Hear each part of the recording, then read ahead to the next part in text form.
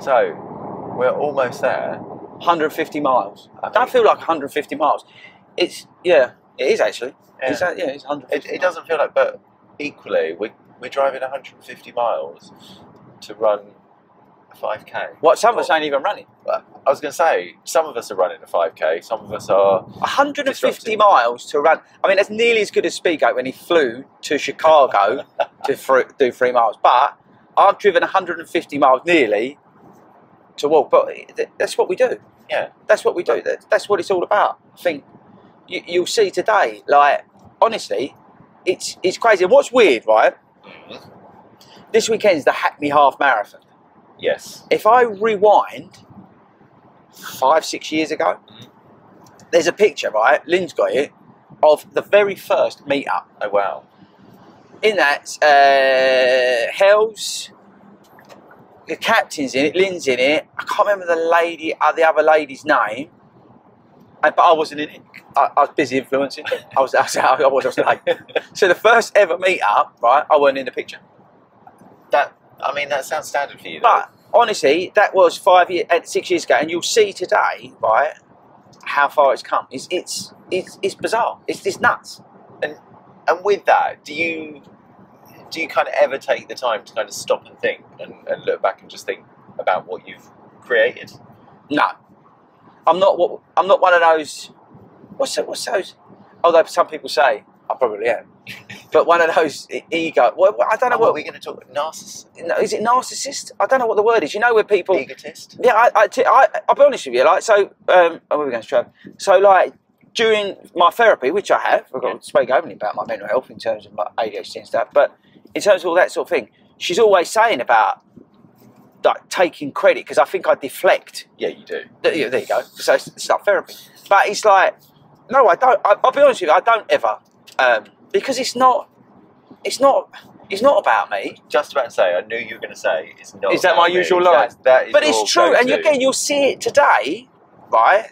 It ain't about me. It's about, I don't know, the 200 people that are coming here, and the whatever it is, and it doesn't matter about the numbers, but across the rest of the country today, going out in the satellite groups, like 60 satellite groups. We started 3 satellite groups today. One of them in Carlisle. It's like, what?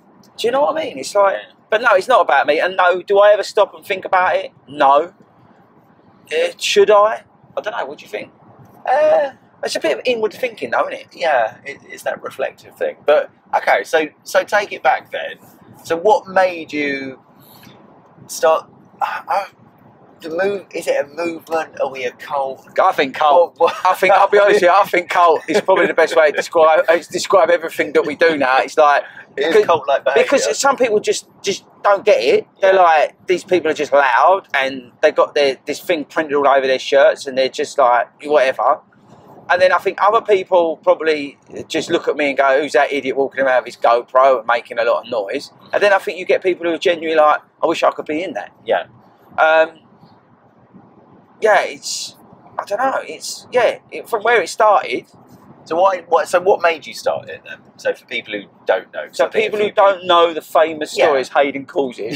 He does. I think a few of he calls it legendary. Legendary story. It's written in the history books. No, it's just serious. I was training for London, and I got to my first London, and I was sitting in Greenwich Park, and I genuinely, I was having a panic, like nearly a panic attack. I suffer with anxiety and panic disorder, and I had that feeling of panic, and it was just like, and I was sitting, I'll never forget, I was sitting under a tree on a bin bag, and I was just looking around thinking, she looks like she's feeling the same as me, and it was nuts, because it was so what's the word, where people separate from each other. Yeah. Don't get me wrong, you had like the traditional clubs, and you could see them, and again, there's nothing horrible about them, but you could see that sort of runner, and they were talking to similar sort of runners. That's great, right? No problem with that.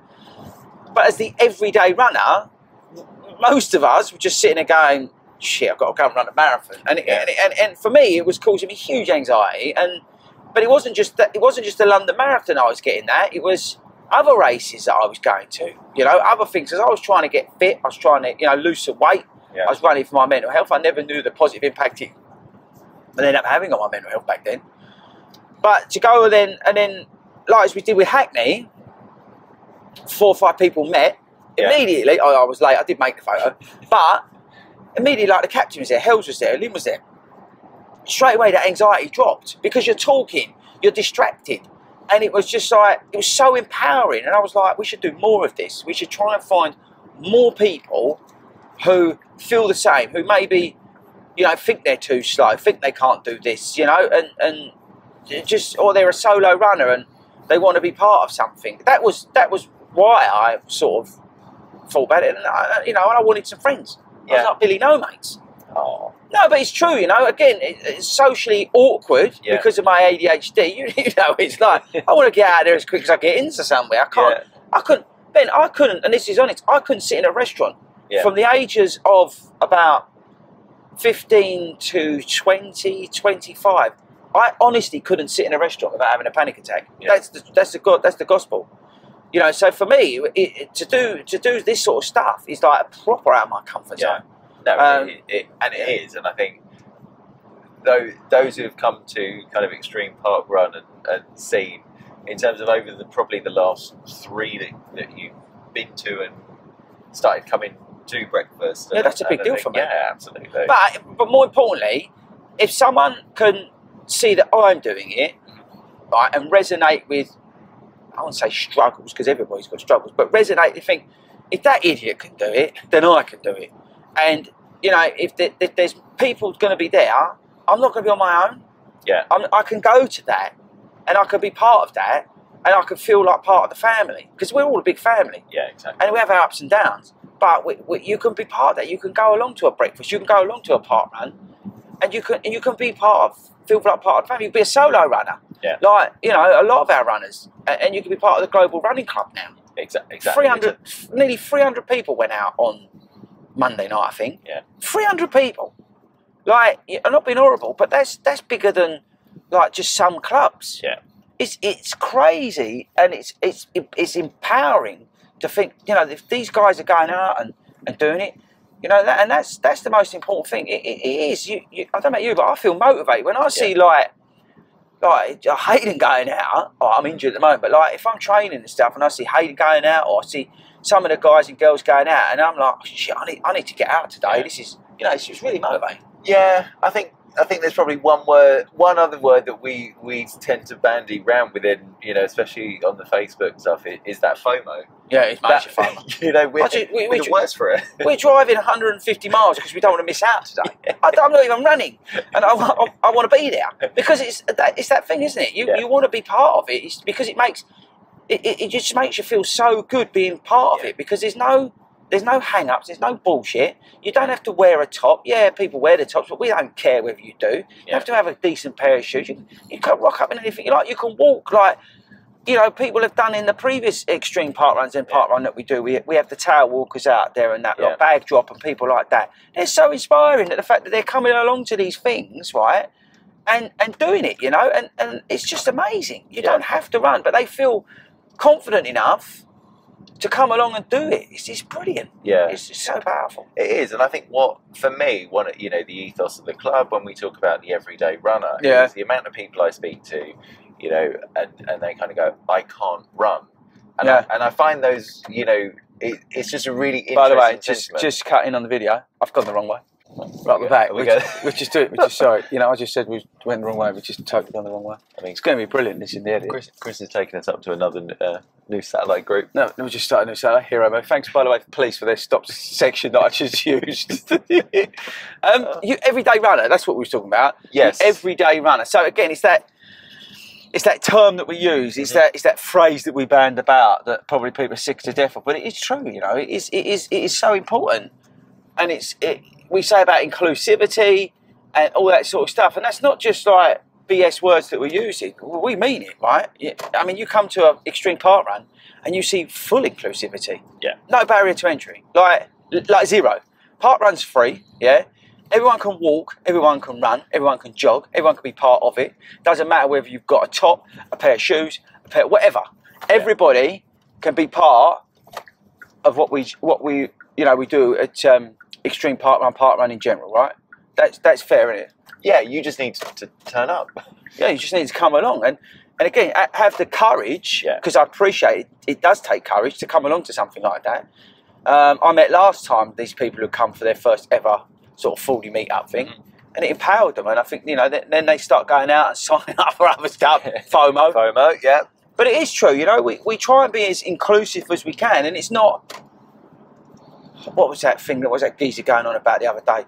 LGBTQ washing or whatever it is. You know, this is just BS. You know, we're doing this stuff because we want to celebrate everything and celebrate running and celebrate everybody who does it. You know, it doesn't matter what background you are, how fast, how slow you are. We don't care. No, we honestly don't care, and it's not BS. No, it really isn't. You know, you can join the club for free. We make sure it's free. You know, you don't have to pay the England Athletics affiliation. It's entirely up to you. We couldn't care less. And you'll see, and I think you'll see, like with the video of today's park run, and if you look back on, what was it, Isle of Wight last year, and even Dover, to be fair, it's genuinely like there will be well over 100 of us at the finish line cheering over, you know, the people who are tail walking, the people who, you know, are kind of coming in groups who have walked, run, whatever, and I think that creates something. Yeah. And I suppose I'm interested from seeing where we are now, almost. So you were sat there, obviously in London 6 years ago, and thinking, oh my God, I'm about to run a marathon, and then, as you said, Hackney Meter. So how did that start? What? I just started a Facebook group. Okay. So I just started a Facebook group. I was just like, I'm going to start this Facebook group, and I'm going to invite. I'm going to basically let anybody in. and I obviously I put the captain in there, and invited some friends into it. So those who don't know who the captain is, that's Matt Della, absolute hero. Bill, you know, Hells, you know, one of the OGs, Fletch, you know, and we got together, and then, you know, that was 20, 30, 500 people, and you know, now it's like I think just in one Facebook group there's nearly 14,000 people. But this is the thing, right? This will blow your mind. So in one of the Facebook groups we've got like just under 14,000 people. Yeah. Comments, number of comments. Yeah. In 28 days, give me a rough number. Oh, I listened to the pod the other day. Oh, did you? Oh, so you know. 28,000. Yeah. 28,000 comments. Which doesn't like when that number came out, that didn't surprise. 100,000 engagement things. So that's likes or whatever. 100,000 in 28 days. Yeah. But it's not. It's again. It's that engagement. It's that feeling part of something. Yeah. That's what it's about. It doesn't matter. The numbers are relevant. Obviously, the metrics is good, but you can see that people are engaged in it. Yeah. And what it means to people, and that's the most important thing. Yeah, absolutely. I do think though, when you join the Facebook group, it should come with like a caution advisory notice. Oh, this will take up your life. You're done basically. Yeah. Checked out. And it's one of the things I think I've said to you before. I'd come off Facebook during the pandemic and stuff, and the only reason, genuinely, the only reason I've gone back on Facebook is for the Facebook group. I don't use Facebook. No, nor do I. I only use Facebook for the Facebook group. Yeah. Or groups, because we've got several of them. I don't use Facebook for anything other than that. And I think that's telling in terms of the demographic of our runners.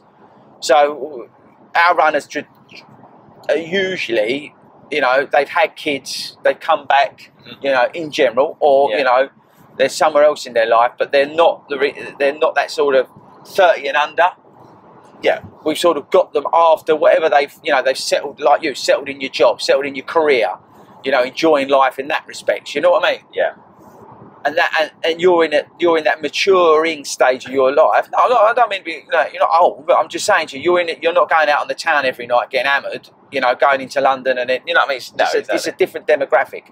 And we've got a huge number of women, which I think is just amazing. I'm just absolutely so proud of that. That our committee is basically, I think, 80% women. Yeah. It's brilliant. I just love that.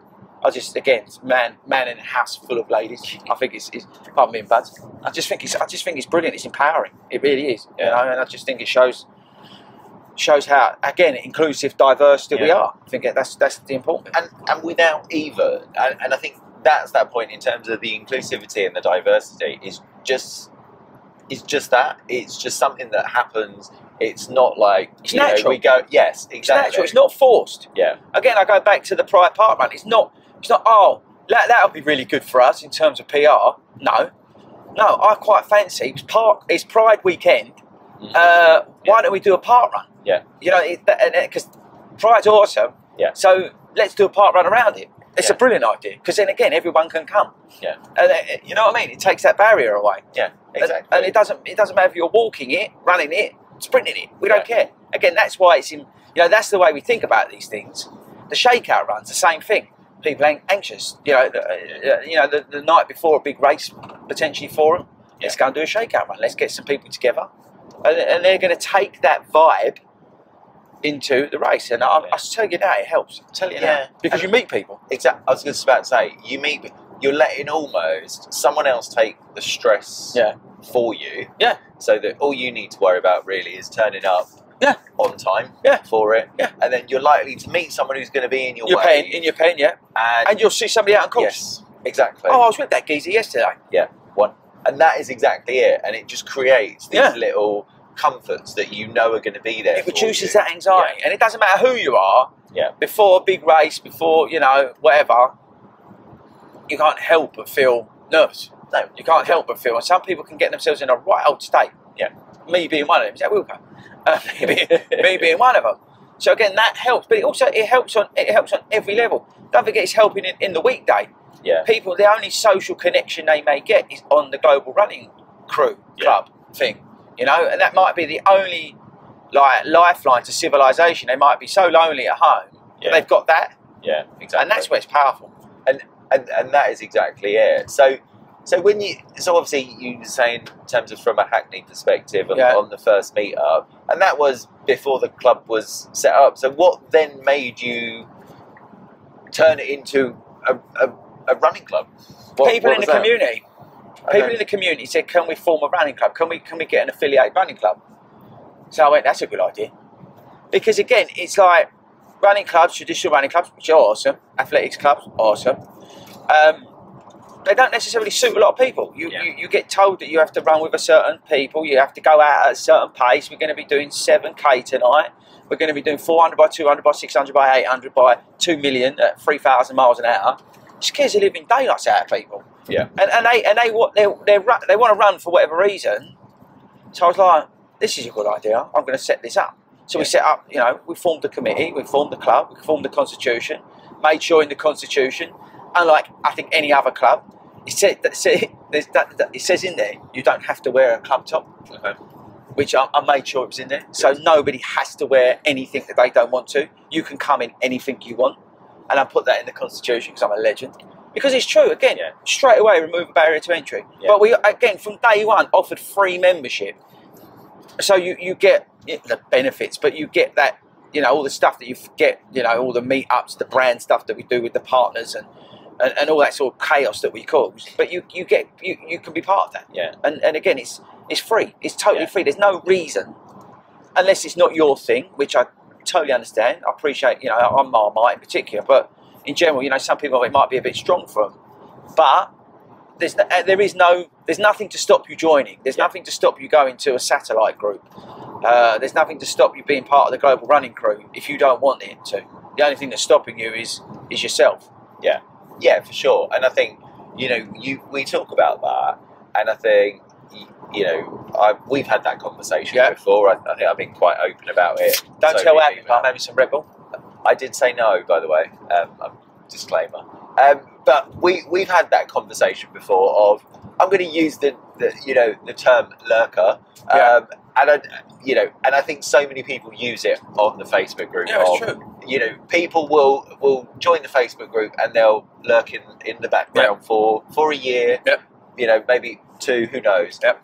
And then and I used to come up and do all the London races and see you guys and just be like, I want to go over and say hello, but I don't, and it's, I get it. And it is, I was almost more nervous of kind of that. Yeah. And then as soon as I think I emailed you about coming to one of the satellites, and then, that was it.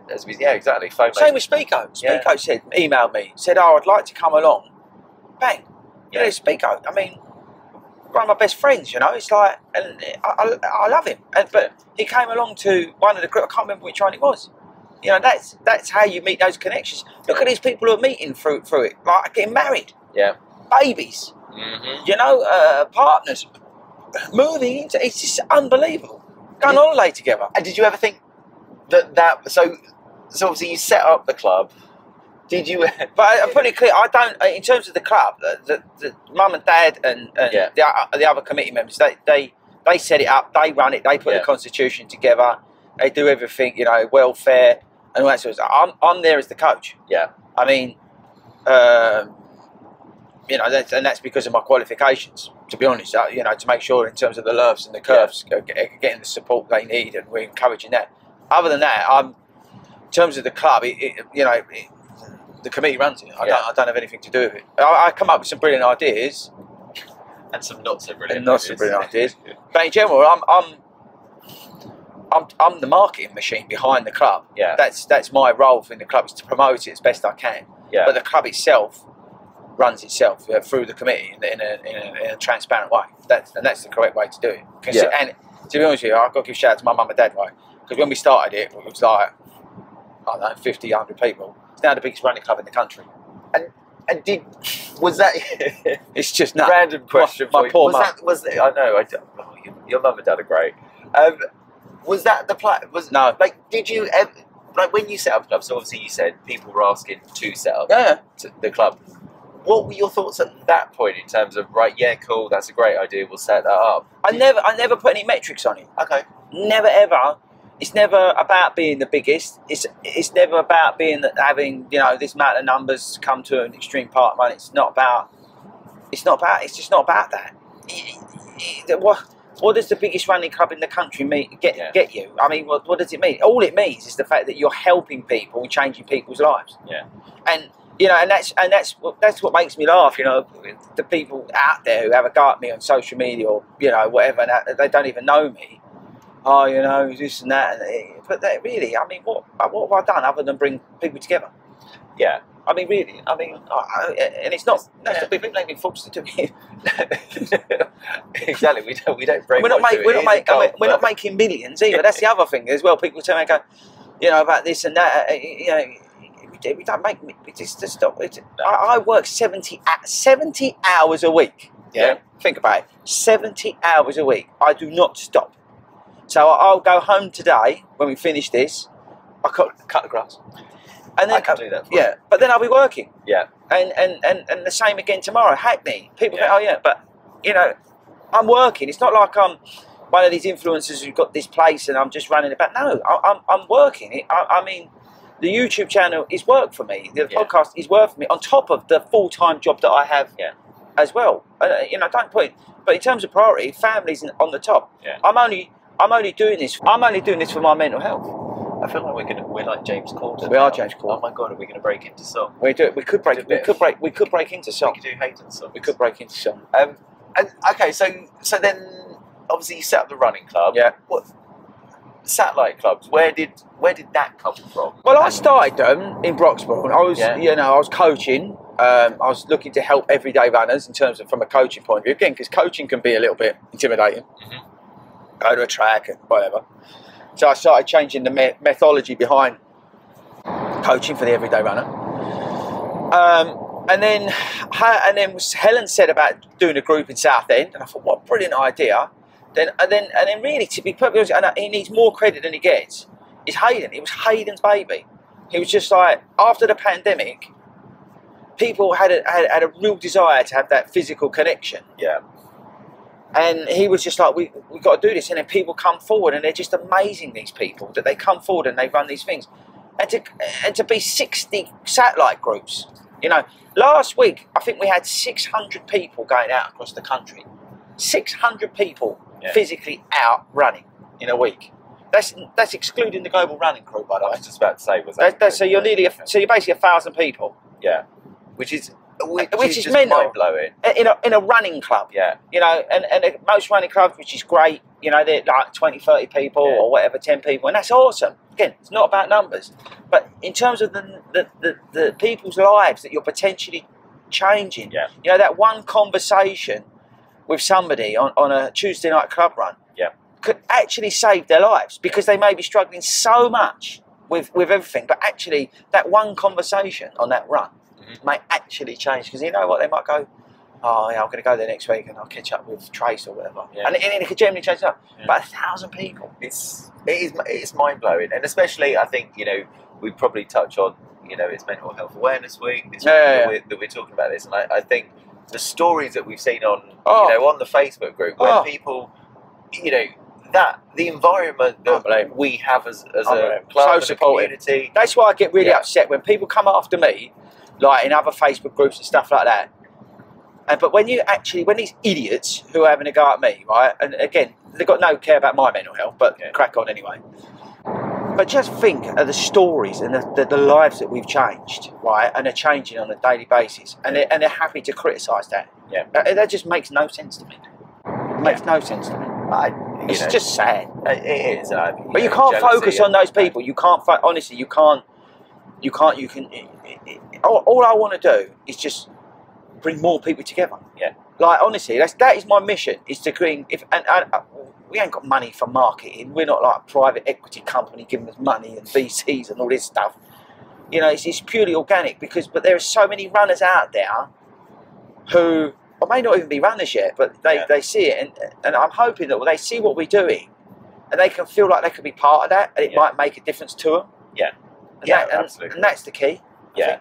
Because I think, you know, it's more than the running. Like, the running's, don't hate me for saying this, it's almost secondary, right? For a lot of people. Yeah, massively. It's that. And so you mentioned there kind of marketing, you know, and things like that. Obviously, recently kind of tied up with Brooks. So that's non-financial again. Just put that out there. Yeah. This pot of gold at the end of the rainbow. It's non-financial. It's supportive. Brooks are amazing. Brooks are amazing. They get it. They're positioned so perfectly in the market to tie up with us, because if you look today at this extreme park run, I guarantee you 90% of those people are in Brooks. Yeah. Guarantee it. So they symbolise the shoe of the everyday runner to a degree. Listen, Brooks shoes for years, right, look terrible. But this year, the end of last year, but this year they're absolutely killing it, right? They've got some amazing shoes. But more importantly, for what they do for the community, going to parkrun, we're huge in parkrun. We love parkrun and what it stands for. Yeah. You know, it's free. They're there doing that, and that means that for me is what it's all about. Again, it's their ethos like ours, you know, connecting runners up. And that's why I'm really happy to partner up with them. And so is that something important to you? I know we kind of joke sometimes in terms of when we talk about the pod, and we'll probably talk about that, but you know, in terms of when you're looking at partnerships and stuff like that, is that what you look for? Yeah, I've got no interest in people who've got VC money and it's all about TikTok and Instagram. I've got no interest, because they're hollow. They've got nothing. They're zero. You know what I mean? Yeah. And they're only interested in those quick views. Yeah. And that quick buck.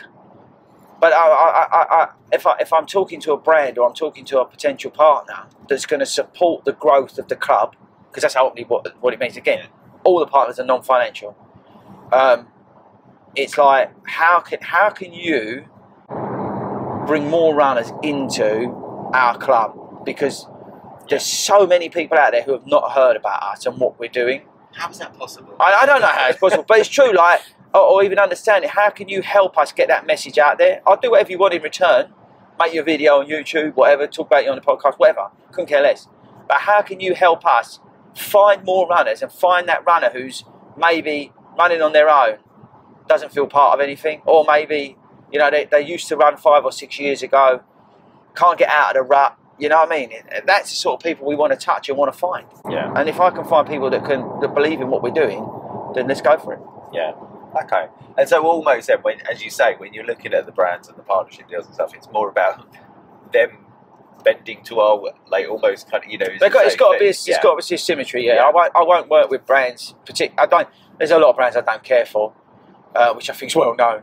And I'm not a yes man. I'm never gonna, you know, with the YouTube channel and I'm not a yes man. I appreciate that I'm not for everybody. Again, you watch whatever you want to watch, but I'm not one of those people who's gonna, you know, just lie and tell stories and, you know, I've reviewed a shoe, I'm not even running it. I've got to send this and it's the best marathon shoe and I've never run a marathon. I mean, it's just the world's gone mad with it all. Yeah. But I'm not that person, and that's why the YouTube channel probably doesn't grow. Yes. So question on that. So we'll come back to the yes man in a minute, but you just touched on the YouTube channel, and obviously, you know, we've got the pod. So what, you know, for people who, well, hopefully have seen this, but you know, what are they about? How does that fit in? What, the pod and the YouTube? Yeah, the pod and the YouTube. YouTube's an outlet for me in terms of creativity. I much prefer making the race vlogs and the challenge videos and all that sort of stuff. That helps me with my ADHD, creativity and that sort of stuff. Really helps. Anybody who's got ADHD, they'll understand what I'm talking about. Out of that, a byproduct of that is obviously all the shoes and stuff that we get sent and review and whatnot. That's cool. That's great. Love that. But you know, at the end of the day, if it stopped tomorrow, it wouldn't change anything. Yeah. It's just a creativity outlet for my ADHD more than anything else. Pod's just unbelievable. It blows me away, amount of people that say hello and stuff and really dig it. Again, we're not into celebrities or selling a product, you know, or it's not backed by. It's just people like yourself. We just love hanging out and talking about running. Yeah. That's it. That's it. Simple as that. Yeah, and it is, and I think what's really nice is, you know, like for me, when I was marathon training last year, listening to the pod before I kind of come on, it's almost like you're running with your mates in your ear, and that's for me that's where I really like it. Yeah. So then, as you mentioned there, kind of shoe reviews and stuff like that, and that you're not a yes man. No. So why almost? I probably know the answer to this, but I'm going to ask anyway because I am interested. Because you see so many people that you're like, that is BS, for want of a better word, and they're clearly doing it just to serve their own interest, be YouTube famous, Instagram, and all that. So you talk about growing the club. So what, you know, you could be a yes man. Yeah. So why not? It's just not the way I'm made. It's just not the way I'm made. I can't help it. I've got to be honest. I can't. If something's shit, I'm going to say it's shit.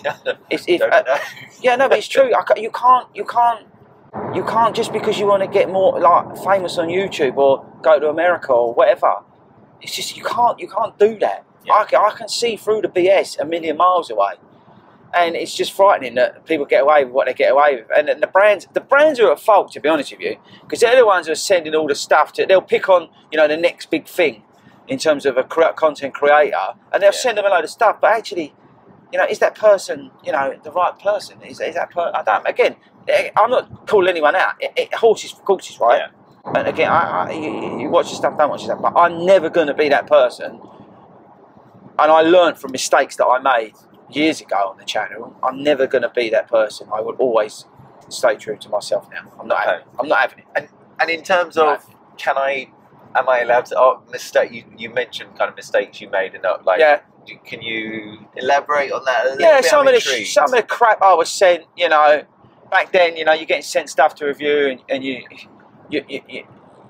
are you doing it objectively? Probably not. So, you know, and then I thought myself when I watch it, no, that's not right. Yeah, that's not right. So, you know, I took a I don't know when it was, but at some point I decided I can't do this BS anymore, and I won't do it anymore. Okay. And again, but I hold my hands up. I made mistakes. I think we all, you know. Yeah. I think if you own them, exactly. It's learning. Yeah, no, absolutely. I think that's the key. And there's so many people I speak to who will say, "Oh, I bought this shoe. It's your fault." Brilliant. You know, but actually, I would say, and you know, I'm not blowing smoke. Yeah. Here. That's not really. You know, I think it's really useful to kind of have a look through and kind of almost see an objective review. And I'm not always going to be right. No, I'm not always going to be right. I'm different to everybody. But again, I can only say it. Yeah. I say it. And the good thing is, you'll call a spade a spade. Yes, very much so. So you've been warned. Probably to a. Yeah, you've been warned. But that generally does upset brands. They don't like it. They can't control you. They can't control the narrative. Yeah. They're nervous about sending you something because you're gonna. They know I really don't care. Yeah. About saying it. It's crap. Yeah. And it's overpriced and it's heavy and it's useless. Because I will say that, but at the same time, I will turn around and say this is the best thing you can buy. Yeah. This is without doubt the best thing you can buy, and that's not That's just being genuine. No, that's fair enough. There you go. And does that? So from that perspective, when we talk, we've probably mentioned throughout your like mental health and stuff like that. So, so does that play on your mind? Like, do you worry sometimes about that when you're doing reviews and stuff that you're being so, let's say, honest about it? Does that play on your mind? I worry about everything. Yeah.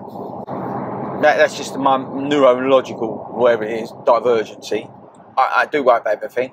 Do I worry about brands? Yeah, I mean, you do worry about, have they turned off the tap because have I upset them? And then I say to myself, you know what? You probably think the two words I'm thinking. Yep. But no, yeah, I do worry that I overstep the mark, but I can't help it. Yeah. I've got to be honest. I can't help it. Yeah. I have to be honest. Yeah. And you've got to be honest. You've got to be true to yourself. Yeah. And again, I know that turns a lot of people off, but it just scares me when I see big running channels coming out with absolute rubbish because they've been paid what's it load of money, and they're worrying about getting the next payment from them people, and they will tell you that this is the best thing, even though it's terrible and it's awful. And all the videos about certain things because they're getting paid to make videos that ultimately lead to an advert for another product, a whole series based around a product, which is terrible. Yeah. And they should be ashamed of themselves. But people, whatever, do whatever you want to do. Again, I get very passionate about it. But I mean, I don't think anyone can tell. Yeah, it upsets me. No, but that's good, and I think that really does come across. Yeah, when you're watching and listening to you talk, it is. But I can't even stand. Now you got me started. I can't even stand these people on Instagram and TikTok and they're just all doing it, and it's all fake. Yeah. It's so fake. I just don't understand how people don't see through it. You know what I mean? And maybe I'm wrong. Maybe they do, right? But it just blows my mind. Yeah. It really blows my mind that people can actually like think that it's true, because it's not. It's all marketing. And that's the day. Like, almost. We spoke earlier about how you set this up in terms of it was a Facebook group, and that is the wonder, the amazement, the benefits of social media. Yeah. However, the flip side of that is you also have that thing where, especially, we talk about demographics of people being slightly, older, but you've got you might have impressionable audience and stuff like that. Yeah. And there's a real danger there. So I think it's probably refreshing. You talk sometimes influencing, but disrupting. And I'm a disruptor. I'm not an influencer. Yeah. I'm a disruptor. Yeah. I will happily go into a place and disrupt it because I don't believe in what's going on there. I know. It's true though. I can't handle it. It really irritates me because I'm in the industry. I see the BS that's out there. I see the marketing machine at work. Yeah. And it's probably a waste of my effort because I'm never going to change it. But I'm not going to be that guy who gets sent to Barcelona. I'm not going to be that guy who gets taken to Jamaica. I'm not going to be that guy because they can't control the narrative. No. I'm going to say it how it is. And those sort of trips are a waste of money. Yeah. And that's one thing with you is that I would honestly say this is you never know what's going to come out. And again, that's Marmite, right? I understand that. I get it. Again, I'm not an idiot, right? I worked for 20-something years in the city and one of the most high-pressure jobs you could do. Believe it or not, I am not an idiot. I might come across as one, but I ain't. Yeah, and I can smell out BS from a mile off. And my ADHD is a superpower because I'm 5 steps ahead of everybody. Yeah. If I'm actually in the room. But it is. I can't. My passion is not YouTube. It's not the podcast. It's about what we're going to do today. Okay. And that's the key. And I'm hoping what you're about to see today, after this, what we've discussed in the car, is proof. Not that you need it, but it just will hopefully show you actually what 40 Runs is. Yeah. It's not this YouTube channel. It's not this podcast. It's about these people. Yeah. And it honestly is. It's about the marshals, the volunteers, Miles on his camera. Yeah. And it's about the people who've travelled and still just are coming to do token collecting. It's those people. That's what 40 runs is. It's the meal afterwards, the breakfast afterwards, where everybody feels part of it. Yeah. You know, that's what 40 runs is. And so for you, obviously that was you know, I think you talk very frankly from a mental health perspective and things like that. But equally, you still suffer greatly from that. Obviously, you know, people will know at the minute that you're not running, and that's when I done it, and I had therapy, and she was just like, "Oh my God, I got some work to do here."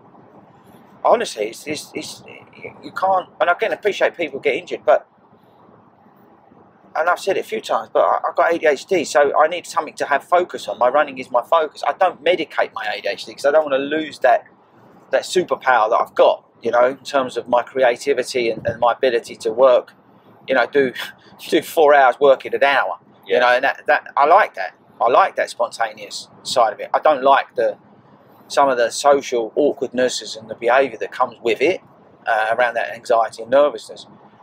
But it's so powerful. Running for me is so powerful because it's that focus, it's that constant in my life. Yeah. That if I'm in a rabbit hole and I go down them a lot, one thing can send me off. Yeah. You know it. One thing can send me round the twist. One comment, one reel from I'm not even a competitor, but something else, and I'm like, that can send me into a spiral if I'm not careful. So I have to have things in place to make sure I don't. Therapy, for example. Yeah. Friends like you know, and most importantly than anything else is my family. Yeah. Like Nick and the girls, right? I'm not being funny, but they don't put up with any of my nonsense. But it's the safest place. It's the only place I feel safe because my anxiety and everything comes from feeling safe. Yeah. And everything about it comes to that. And the only place I genuinely feel safe and at ease and relaxed is at home with the girls. Honestly. My best day out, I'll tell you what my best day out is. Forget running. Go on. The best day out I can have is going to home bargains with the kids. Oh. No, but it's true. That for me is like, I'm with Nick, I'm with the girls, causing absolute chaos. Naturally. Right?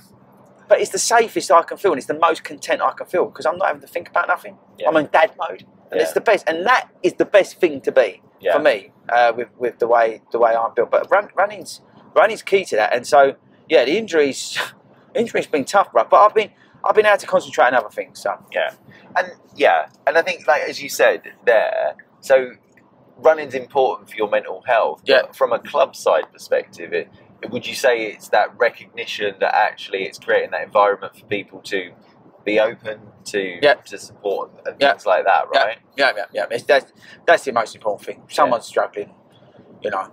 And again, that someone might be struggling and just seeing a post by somebody else that might kick them into gear, and you just think, and I think we can all probably say this, you know, certainly this year and over the past year, there's some real stories that we've seen on Facebook of people coming together. I think you know, there's that. For me, I'm going to call it an iconic picture of Sam and Adam at London Marathon, which just. Yeah, thinking about it now, you kind of get emotional like that. The power you can't make that up. And how did given that we are almost across the border, we're near. Wrap it up, Kelly. Come on, wrap it up. How does that? So with that, how does that make you feel in terms of what does the whole club then mean to you? And I know you say it's not about you, so that's it's not about me. No, it's not. But well, I gotta tell you what. Then what does it mean to you? It means everything. It means everything. Genuinely, it is a 24/7, and I can't thank everybody enough for all the help and everything every single person puts into it. Satellite leaders, Hayden, you know, committee, you know, volunteers, everybody, right? Al, Carolyn, everybody who does everything for it. But it means the world to me because it is that single one thing that keeps me going on, you know, in terms of just living. Yeah. You know, it's that machine that keeps me going. It is that power. It's that fuel in the engine for me. And that's what it means. And seeing those stories, and I appreciate, you know, I don't see half of what's going on. Yeah. Probably because I don't have the attention span. Yeah. But it's true, you know. But I think the biggest, look, let's prove it to them. Let's show them. Yeah. You know, however long we've been going here. But now just watch the next 10 minutes. Yeah. And you'll see what this means to everybody. And I think that's the best way to prove it. Yeah. It's to show it. It's to show it. So we'll now let's throw it over to Lincoln. Where is it, Lincoln, where we go? We are, yes, we are in Lincoln. So, so where does it end then? Oh. Where it doesn't, it just keeps... I don't know. Wilco made a comment the other day about 5 years' time or this thing. Like, I've got no idea. I've got no idea. I don't know, bruv. I don't know. I don't know. Where does it end? I don't know. I mean, at some point it will peak. Yeah. Because it'll be, you know, you can only reach so many people. But I got no idea. I genuinely got no idea. I just want to reach more people. Yeah. I hate seeing runners like on their own, but like hating life on their own. Yeah, it's like it's just no, it's struggling. Yeah. You don't need to struggle. Yeah. You know, and if it's not 40 runs, go and find something else that works for you. Do you know what I mean? And that's what it's all about. We are one big family at 40 runs. We don't care, to be honest with you, we don't even care if you're a member of another club. We couldn't give a toss. We really honestly don't care who you are, where you're from. What you're wearing, what you look like, how fast you run, how fast you walk. We couldn't care less. Just come along and feel part of it. And it will, honestly, it will change your life. You look, again, you watch now, yeah, and just see this. This will blow your mind. With the best part of 150 people travelled far and wide to 150 do a 5K run. Yeah.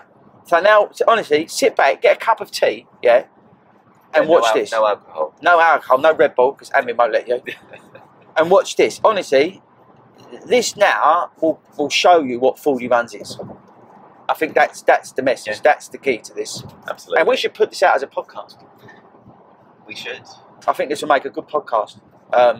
So maybe we'll do that as well. So there we go. Right, that's it. Let's cut to.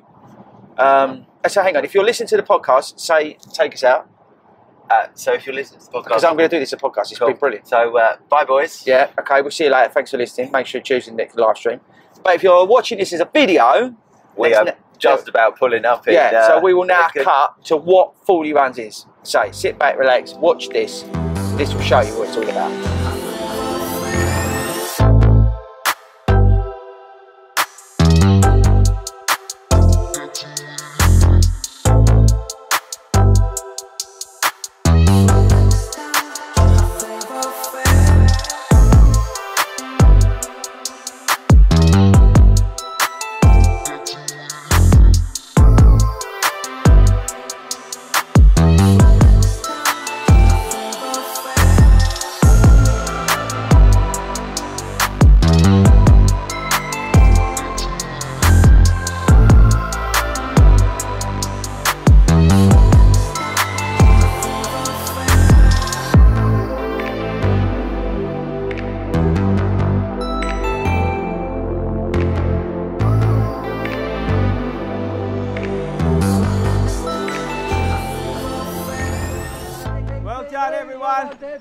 Well done. Hello, ladies. Well done. This is what it's all about. Hayden, look.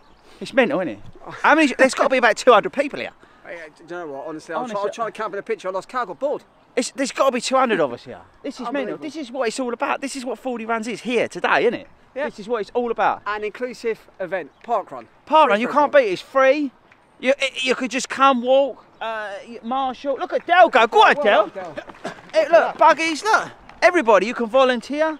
This is what we're about. This is when we talk about 40 runs, this is it here. And actually, in a minute when we go to breakfast. That does put the ice on. Yeah, let's go breakfast.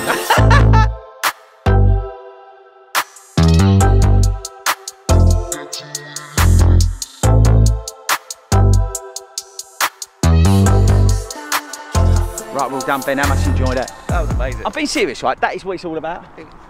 That is what it's all about. There's the coach, by the way. Do you see that? But honestly, that's what it's all about. Sunglasses. I don't need my glasses on, but it's just mad, isn't it? Yeah, that is amazing. Like what, 120 people for breakfast? 120 people for breakfast. All this is just crazy, really, isn't it? Yeah, this is you. It's nothing to do with me. It's a geezer. I still can't get over it. It's a geezer with a tattoo. It's a geezer with a tattoo. Right, okay, that's it. We shall see you next week. I don't know what we've got planned, but we've got something planned. Hopefully we're going to be back to doing some running. And yeah, so Ben, take us out. Bye, boys. Catch you later.